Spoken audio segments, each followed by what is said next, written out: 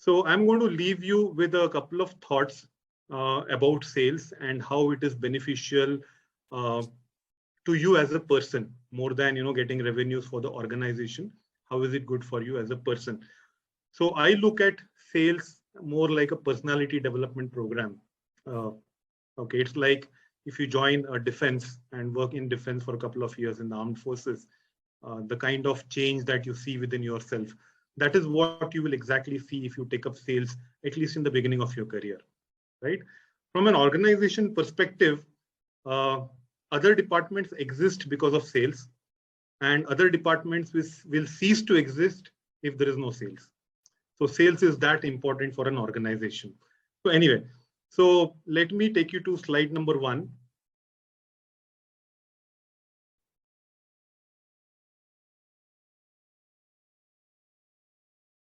So this is the lesson number 1. The baby who cries the most gets the milk. I'm going to tell you a short story behind this.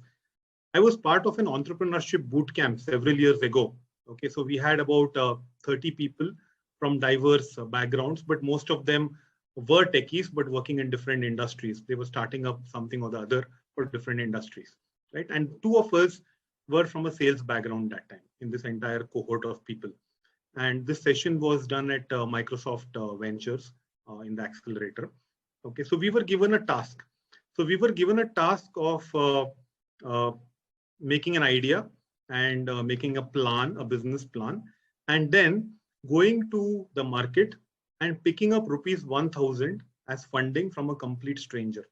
Okay, so task was very simple. So everyone made their plan. Okay, everyone had a great idea in place, and everyone was really, really excited starting up and all that. And then we were told to go and get this 1,000 rupees funding from a complete stranger on the field, right? Of course, salespeople being thick-skinned, we did not have much difficulty. But the 28 techies who came from a hardcore tech background, they were literally struggling going to a stranger and asking for, especially for 1,000 rupees. Okay, so when we came back, they said, how can we go to a complete stranger and ask for 1,000 rupees? It feels awkward. So that's the lesson. So you can't feel awkward. You have to just go and ask. If you require something in life, you have to just go and ask for it. Worst to worst, what will happen? The person will refuse. He will say, no, I will not give it to you. That's all. That's what is going to happen. So this is what sales is going to teach you. It teaches you to ask and without worrying about what the response will be.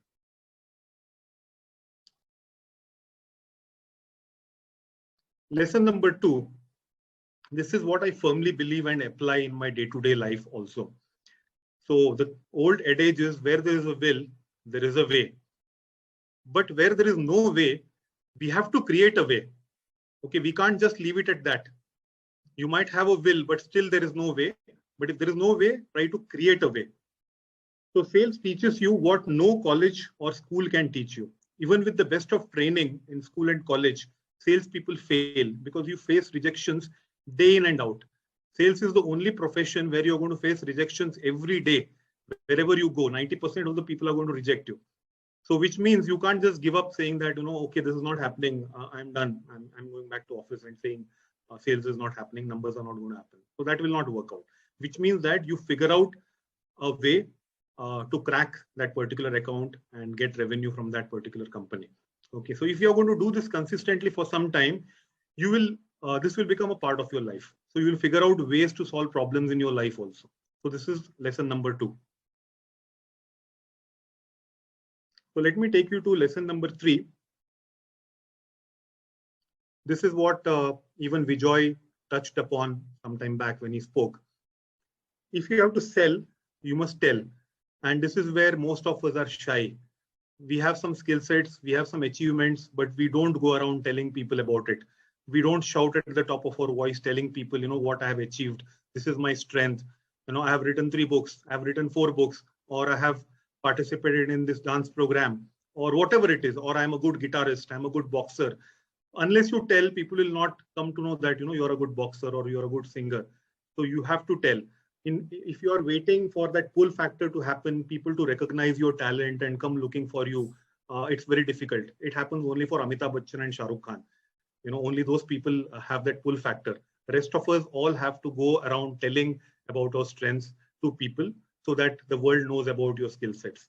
So this real life experience is going to help you, right? And finally, coming to the last thought. So India is a follow-up country. So you have to keep following up for peer things. If you have to get your things done, you have to follow up. So this is what sales teaches you: art of persuasion.